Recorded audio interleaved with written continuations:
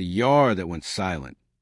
It's September 9th, 1971, just after breakfast, and the sun hangs low over Attica Correctional Facility in upstate New York. Nearly 1,200 men are packed inside the yard, a huge open space surrounded by tall brick walls and guard towers. But instead of the usual noise, the shouting, the footsteps, the metal doors clanking, something strange happens. Everything goes quiet, a calm so sudden that even the guards on the catwalk notice it.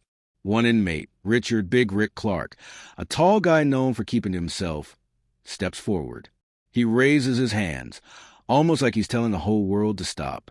And then, without warning, the entire yard explodes into motion. Not chaos, not a riot, something scarier. Thousands of men moving together, with the same purpose, the same plan, and the same message. We want to be treated like human beings. Guards retreat, unsure what they're seeing. The tower officers grip their radios. Warnings fly through the prison. But the yard keeps filling. More men pour in. The noise rises like a storm, voices echoing off old walls built in 1931. A guard shouts into his radio, "Command, we've lost control of the yard." Inside the central control room, alarms begin to flash. The warden tries to speak into the PA system, but the microphone crackles uselessly. Attica, one of the toughest prisons in America, is slipping out of the state's hands. And everyone knows it. But then something even more shocking happens. The inmates form a circle, shoulder to shoulder. Someone holds up a homemade sign made from a ripped bedsheet. "We are men." A few feet away, a group of guards is trapped behind a metal gate. They aren't harmed. Nobody is rushing them. But they can't get out. They watch as the crowd grows louder, more confident. One guard whispers, "If this spreads, the whole prison is gone." The men in the yard chant demands. Better food, medical care, fair treatment, an end to beatings, a chance to be heard. Someone climbs onto a table and shouts. Today Attica changes. The yard erupts, and just as the tension hits its highest point, just when everyone's waiting for someone to make the next move that could change American history, a voice from the back yells, "The gates are open." Everyone turns. Everyone freezes. Because if that's true, if one gate has opened, then Attica isn't just having a protest. It's on the edge of the most defining moment in U.S. prison history. But how did it get to this point? What pushed thousands of men to stand together like this? Why was Attica the one place where everything finally snapped? To understand that, we need to go back. Way back. The pressure builds. Before the world heard chants from Attica's yard, before the news cameras arrived, before New York State sent hundreds of troopers to surround the entire prison, Attica had already been boiling for years. Not loudly, not publicly, but quietly, the kind of quiet pressure that builds in a place where nobody is listening. Attica Correctional Facility opened in 1931, during a time when prison life in the United States leaned heavily on punishment rather than rehabilitation. The design reflected that mindset. Thick concrete, iron doors, narrow hallways, and few comforts. But by the late 1960s, the place was overcrowded far beyond what was built to handle. Attica was designed for around 1,600 men. By 1971, it held nearly 2,300. That meant tighter cells, fewer programs, more frustration. And for the mostly black and Latino inmates housed there during the Civil Rights era, the tension ran even deeper. Many felt that the rules, the punishments, and even the daily disrespect mirrored the racial injustices happening outside the walls. Still, for years, the men tried to fix it the peaceful way.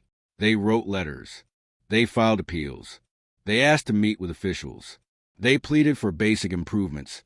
Things like clean drinking water, access to showers, medical attention when sick, fair parole hearings, books and education programs, food that wasn't spoiled or contaminated. But almost nothing changed.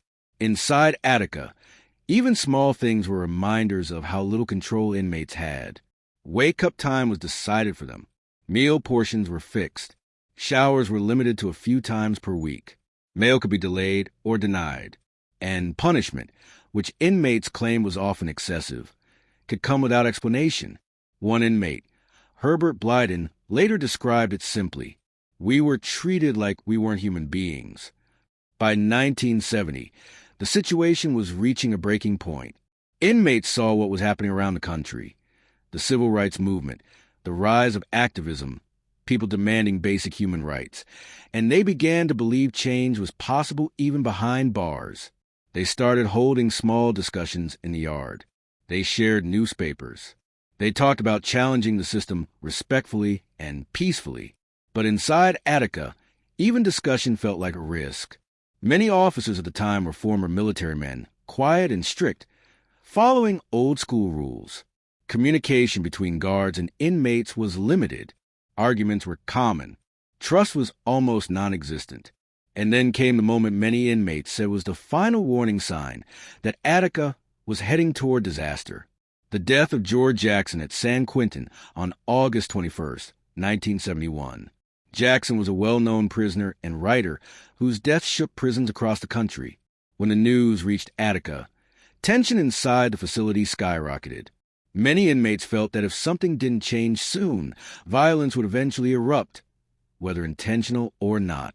The administration promised to review conditions, but weeks passed with no updates.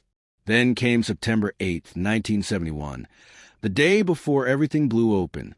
That morning, a small argument in the prison's metal shop turned into a scuffle. A few inmates were accused of causing trouble. They were taken away to disciplinary housing. Other inmates said the punishment was unfair. That night, frustration spread like wildfire. Conversations whispered across the tiers grew louder and angrier. Tomorrow they have to listen. We can't live like this anymore. They won't hear us until we make them hear us. And then morning came. September 9th, 1971. Breakfast was early and silent. Guards noticed unusual quiet, but they didn't know why. As the men marched toward the yard, the tension felt heavy, like the whole prison was holding its breath. Then something unexpected happened. A gate jammed. A group of inmates got stuck in a cramped corridor. A guard panicked, thinking they were trying to rush him. More guards came running. Orders were shouted. Panic grew. In the confusion, someone pushed a gate. Someone else stumbled. Radios crackled. Doors clanged. The corridor flooded with bodies trying to avoid being trapped. Alarms blared. And just like that, what began as a small mechanical malfunction turned into a chain reaction that nobody could stop. The men, frustrated after years of being ignored, suddenly realized something. They outnumbered the guards. They were together. And the yard was right there. Someone yelled, "To the yard! To the yard!" And the flood began. Dozens turned into hundreds. Hundreds turned into more than 1,000. The guard line fell back. The yard gates opened. And Attica, a prison built to control everything, lost control of the most important thing: the people inside it. By the time the sun fully rose, the entire prison, and soon the entire nation, was on the edge of a historic moment, a moment that would shape American corrections forever. And the next move was anyone's guess: the prison that turned into a city. When the men of Attica surged into D-Yard on the morning of September 9th, 1971, nobody, not the guards, not the administration, not even the inmates themselves, fully understood what they had just created. What began as a confused reaction to a jam gate had transformed into something far bigger, something none of them expected: a full-scale prison takeover, organized, unified, and standing firm under the open sky. But the truly shocking part? It didn't turn into chaos, not the kind the state feared. In fact, the opposite happened. Within the first hour, something remarkable unfolded right in the middle of one of the most feared prisons in America. Attica's inmates built a functioning society from scratch. The yard becomes a town square. D-Yard was massive, nearly the size of a baseball field, surrounded by high walls and watchtowers. It was usually a place of noise, tension, and constant guard supervision. But once the yard filled with over 1,000 men, it transformed into the closest thing they had ever experienced to freedom inside a maximum security prison. For many of these men, it was the first time in years they could speak openly without fear of punishment. They gathered in circles. They talked through years of frustrations. They tried to understand what had just happened and what needed to happen next. In the middle of the yard, a group of older inmates began organizing. These were men respected inside Attica, not because of fear, but because of their wisdom, leadership, or experience. Some had been part of peaceful activism before. Others were known for keeping calm in tense situations. One of them was Herbert Blyden, a smart, steady voice who had spent years studying law and prisoners' rights.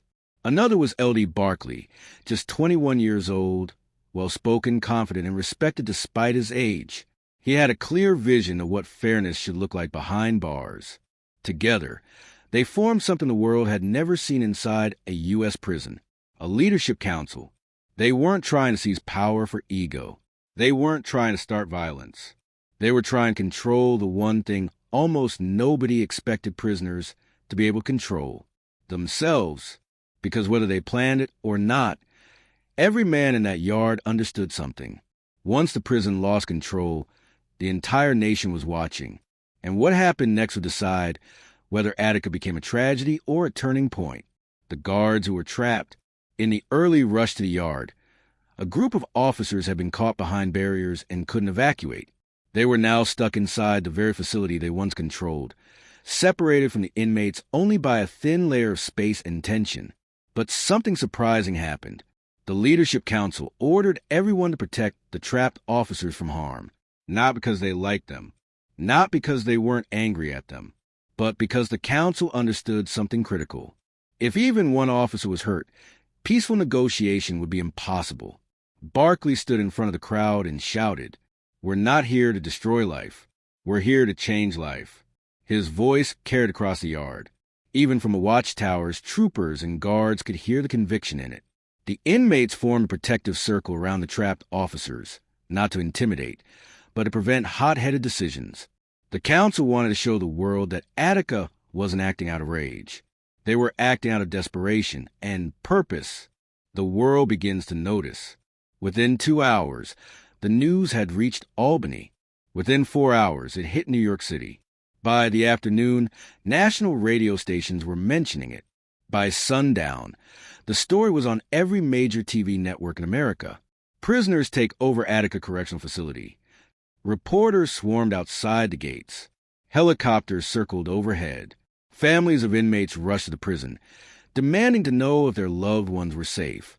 State officials scrambled, studying maps of the facility and reviewing policies on large-scale prison crises, something the U.S. government had almost no experience dealing with on this scale. Inside the yard, the inmates watched the sky, hearing the distant thumping of helicopter blades. For the first time, it felt like their voices might actually be heard beyond concrete walls. The 28-point list.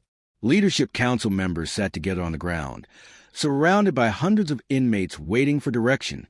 Barkley stood up and began speaking calmly, clearly, with the authority of someone twice his age. "We need our demands. Real demands. Not shouting, written words. Everyone in this yard deserves to be treated like a human being." One inmate handed him a notebook taken from a vacant officer's desk. Another gave him a pen.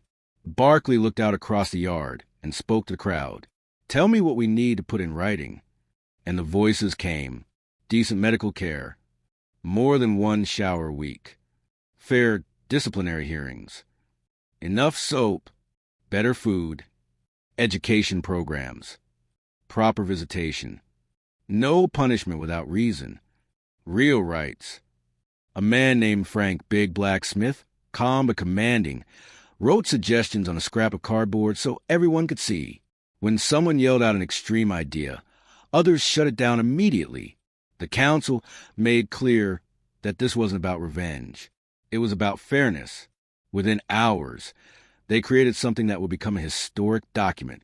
The Attica 28-point manifesto. It wasn't perfect. It wasn't polished. But it was honest.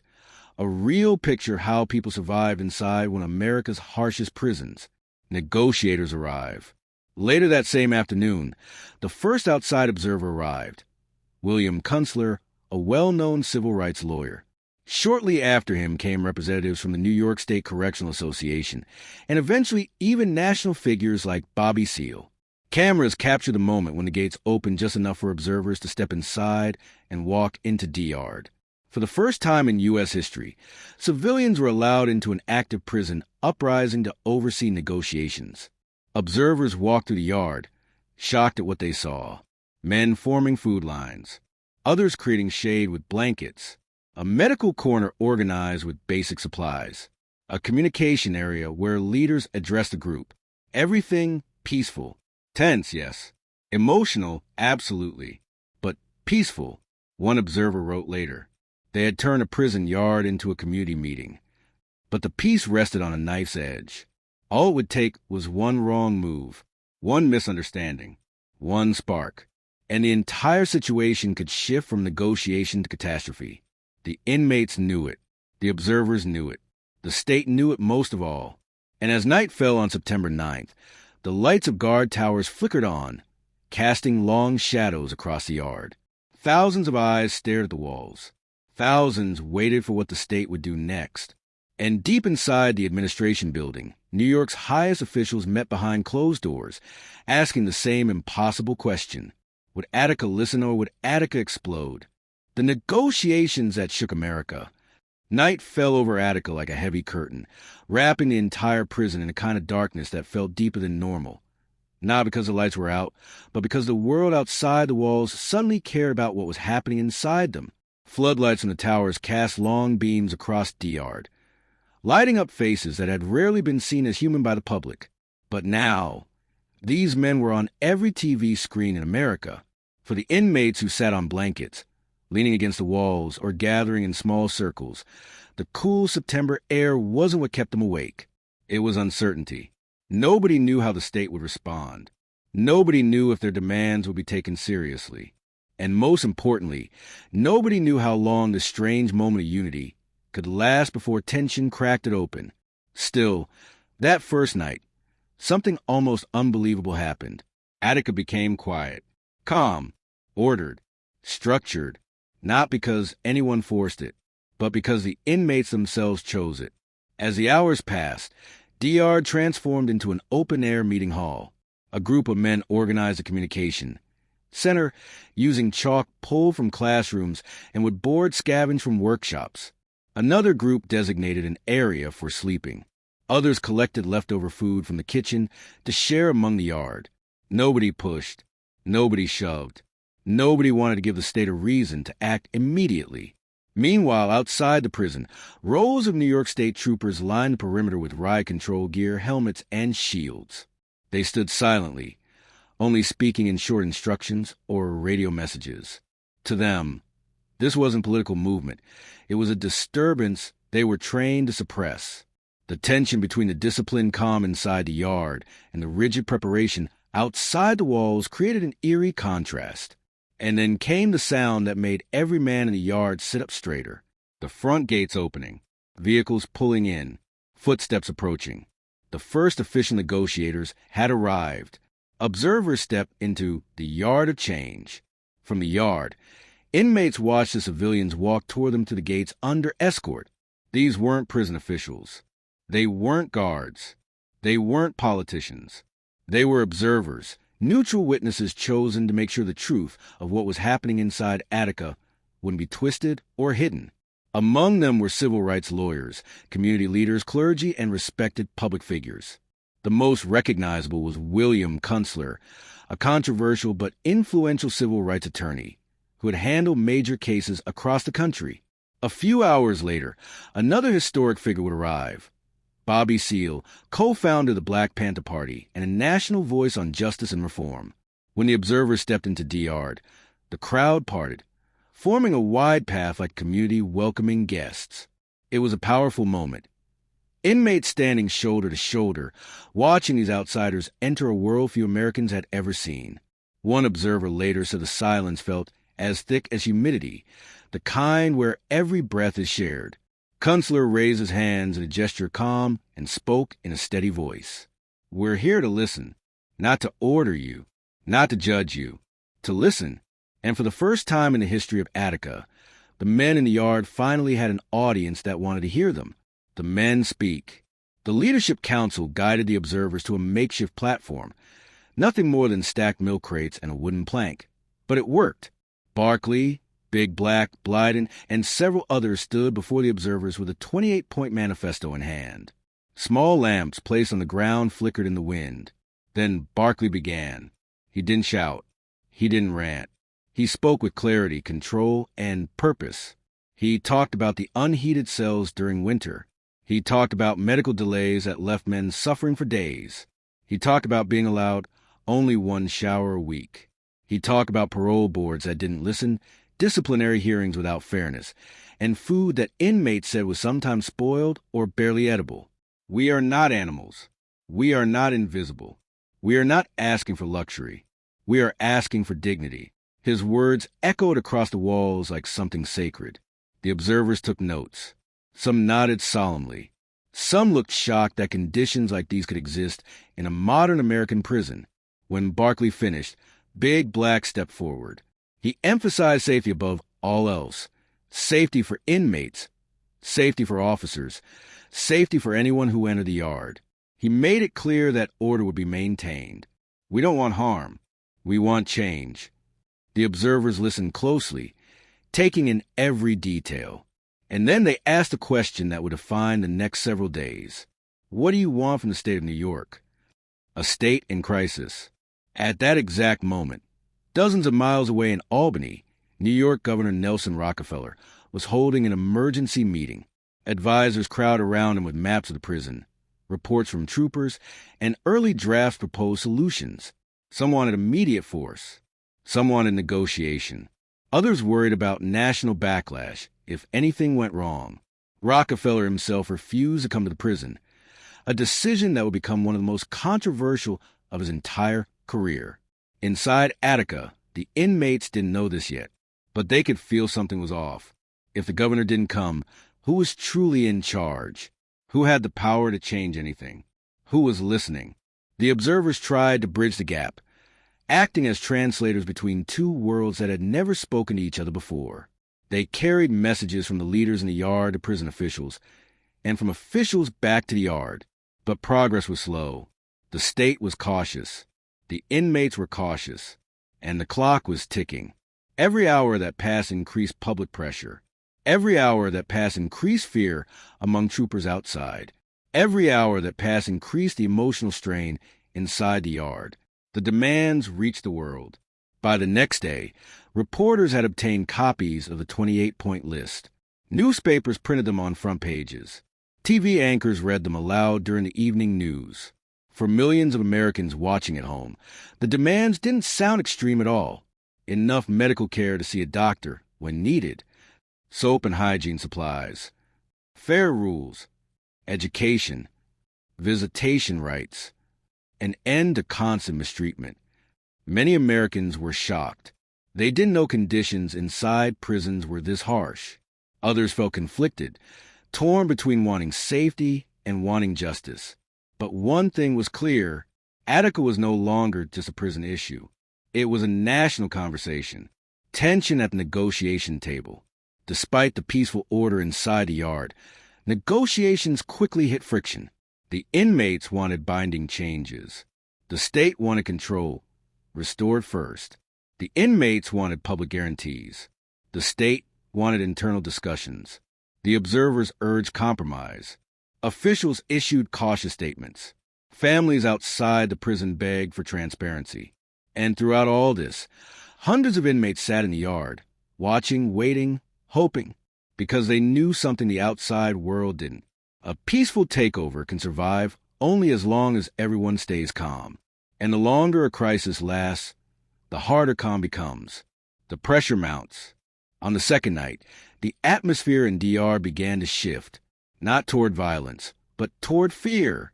Fear of the unknown. The promise the state couldn't keep. Dawn on September 11th, 1971, rose cold over Attica.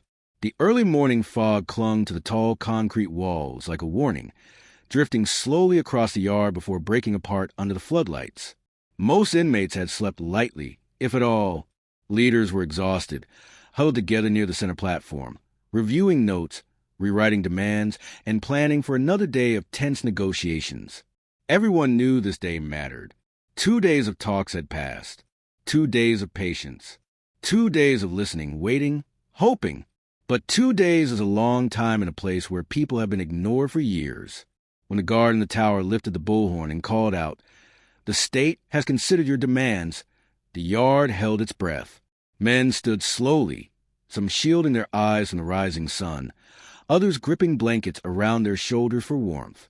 The observers stepped forward, watching closely, knowing the moment was fragile. The bullhorn crackled again. Some requests have been approved. Others are still being reviewed. A murmur rippled through the yard. A mix of relief, confusion, and suspicion. Approved? Reviewed? What did that mean? The message lacked detail, and detail was everything now. Big Black, Barkley, Blyden, and the council climbed onto the makeshift platform. Barkley lifted his hands, calming the voices around him. "Hold on," he said, voice steady. "Let's hear everything first." The bullhorn crackled a third time. Improved mail access. Approved. More showers. Approved. Religious freedom. Approved. Better medical screening. Approved. Small victories. Real ones. Some men nodded. Others clapped lightly. A few raised fists in silent celebration. But then came the shift, the one everyone feared. As for the request for total amnesty, the state cannot agree at this time. And the yard erupted, not violently, but loudly. Voices shouting, "Why not?" Voices shouting, "We protected your men." Voices shouting, "We can't go back without guarantees." Because amnesty, protection from punishment after the uprising, wasn't just a demand. It was a demand. Without it, every man in the yard feared the same thing. As soon as they returned to their cells, the state could punish them for everything that had happened. And punishment at Attica wasn't something anyone wanted to risk. The observers tried to bridge the gap. Inside the negotiations tent, the observers worked urgently. Consular, SEAL, clergy members, and community leaders asked for clarifications. Could the state give partial amnesty? Could they give written guarantees? Could they promise fairness? But the state officials stayed cautious. To them, granting full amnesty would set a precedent. They feared other prisons might see Attica as a model and rise up too. They worried about political fallout. They worried about appearing weak. They worried more about optics than the 2,000 men living inside those walls. The observers walked back to the yard to relay the message. Their expressions told the story before they even spoke. They were trying, but the state wasn't moving fast enough. Barkley listened jaw tight, eyes scanning the yard. He understood something the outside world didn't. If you leave thousands of frustrated men in a yard for days without real answers, they don't become calmer. They become anxious. They become fearful. They become unpredictable. But still, he stood tall and addressed the yard. "We don't quit now," he said. "Not after everything we've done. Not after making the whole country see us." The yard quieted, slowly, uneasily, inside the administration building. Behind the walls, inside the administration building filled with officers, state troopers, and government advisors, a different kind of tension was rising. Troopers who had been standing outside for 2 full days were getting restless. Some questioned why negotiations were taking so long. Others felt the prison needed to be retaken immediately. Anxiety mixed with fatigue. Radio chatter grew more frantic. And the biggest problem? The governor was still absent. Rockefeller, miles away in Albany, refused to come to Attica, shocking both officials and observers. Some saw it as a political move. Others called it a mistake. But inside the prison, the absence felt like abandonment. If the governor wouldn't come to hear the inmates himself, what hope was there that their demands would be honored? The leadership council sensed this shift instantly. They could feel the energy change, not only inside the yard but outside the walls. Something in the air was tipping, a divided group. By mid-afternoon, Attica wasn't split between inmates and guards. It wasn't split between inmates and the state. It was split between inmates and time.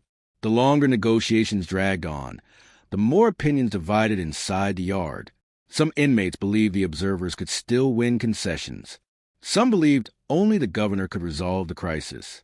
Some feared the state was preparing to move in force, and some, exhausted, cold, and unsure, whispered that maybe they should return to their cells before anything worse happened. Leadership did everything to hold the group together. They walked the yard. They spoke to small clusters of men. They explained what had been achieved. They reassured those who were scared. But unity under pressure is fragile, and the state could feel the fracture forming. The turning point inside the walls. Later that evening, the state made a second announcement. We will improve food quality, expand educational programs, and establish more contact with families. Again, the yard welcomed it. But then came the words that sank hope like a stone. However, the state cannot agree to amnesty or guarantee that disciplinary actions will not follow. The leaders stared at each other. The observers protested. The inmates grew louder. How could they go back to their cells without protections? How could they trust a system they believed had mistreated them for years? How could they believe promises without signatures? And most importantly, what would happen the moment the gates closed behind them? The state offered improvements, but not safety, not protection, not dignity. It was like handing someone a new shirt after taking away their voice. The warning signs.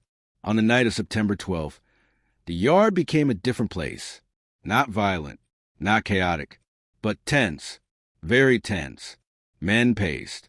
Leaders debated. Observers worried. From the towers, troopers watched more closely. Lights glared. Radios clicked. Helicopters circled at lower altitudes. The noise of engines thumped through the yard late into the night, making sleep impossible. And then came the biggest sign of all. Troopers outside the walls began receiving bags of new equipment. Shields, masks, helmets, gear carriers. Inside the yard, men noticed. Inside the yard, men understood. Something was coming. Something was being prepared. Something was changing. And then came sunrise on September 13th. The day history would never forget. It began with a low, distant roar. Engines, lots of them, slowly moving into formation outside the walls. The yard fell completely silent. All eyes turned to the west side of the prison, because what they saw wasn't negotiation. It wasn't compromise. It wasn't progress. It was preparation. Preparation for something the inmates had hoped they could avoid. Something they feared might be coming. Something that would take Attica from a negotiation to a crossroads that would change American history. The day the sky turned loud. Morning arrived on September 13th, 1971, not gently, but with the sound of engines rumbling beyond the prison walls. The men in D.R. sat up instantly. Some rushed to the gate. Others stood on their toes to seal the crowd. Leaders moved quickly to calm everyone. But even they could feel the shift in the air. The observers noticed it too. There were more troopers, more vehicles, more gear, more tension than at any point in the last 4 days. From a yard, inmates watched as officers outside the walls formed long lines, talking quietly among themselves, slipping on equipment and adjusting helmets. The stillness inside the yard contrasted sharply with the movement outside. It felt like watching a storm forming on the horizon, slow, powerful, inevitable. A helicopter circled low above the yard, wind whipping debris around the men standing below. It wasn't carrying officials. It wasn't delivering negotiators. It wasn't dropping messages. It was signaling something. Big Black leaned in close to Barkley and whispered what many were already thinking. They've made up their minds. The observers rushed to the gates. Some pleaded to speak with officials again. Others shouted that negotiations were still possible. But communication had changed. The tone was colder, shorter, firmer. Officers outside the walls now spoke with the urgency of people carrying out a plan, not discussing one. For the first time, Barkley, the most hopeful voice in the yard, looked uncertain. He stepped onto the platform and addressed the crowd. Stay calm. Whatever happens, stay calm. The world is watching us. But despite his words, fear crept across the yard like a slow-moving wave. Men whispered prayers. Some held on to each other. Others stared at the walls, tried to imagine what the next few minutes would bring. And then Everything erupted at once, not with violence, not with chaos, but with sound. An overwhelming explosion of noise as a helicopter dropped low. Troopers shouted commands from outside the walls. Radios screamed orders, and the yard filled with deafening roar that made it impossible to hear anything clearly. The inmates yelled for the observers. The observers yelled for the officers. Officers yelled instructions. The yard became a storm of voices, all clashing at the same time. And above it all, the helicopter kept circling louder and louder and louder. The takeover of Attica was ending, not through negotiation, not through agreement, not through mutual understanding, but through a decision made far away, behind closed doors, by people who had never set foot in that yard. A decision that would change the course of prison reform in America forever. What happened next would go down in history, not because of what people saw, but because of what the moment revealed about a system struggling to balance power, control, justice, and humanity. And when the noise finally faded, when the dust settled, when the reporters arrived, when the world looked at the aftermath, the United States realized something uncomfortable. Attica wasn't just a story about a prison. It was a story about America, a story about whose voices are heard, whose aren't, and what happens when ignored voices rise together after years of silence. The uprising ended, but the questions it raised never did. The echo that never died.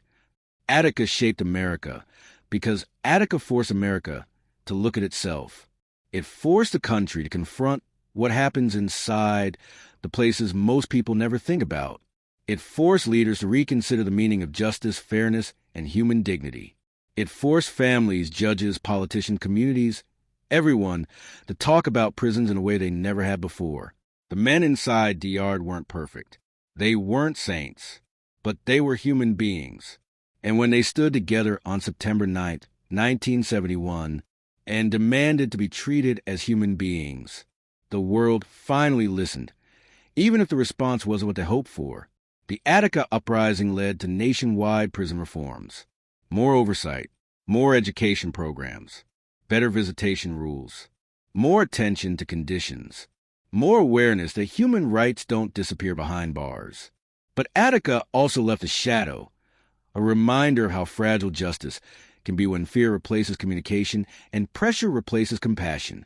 Decades later, the words spoken by L.D. Barkley still echo across history. We are men. We are not beasts, and we do not intend to be beaten or driven as such. That line didn't just belong to 1971. It belongs to every era, every generation, every place where voices struggle to be heard. Attica changed the conversation. Attica changed policy. Attica changed people. And even today, when Americans talk about prisons, reform, justice, or fairness, the conversation always leads back to one place. Attica, the prison that defined American history. Because the truth is simple. Attica never ended. Attica became a question the country is still answering.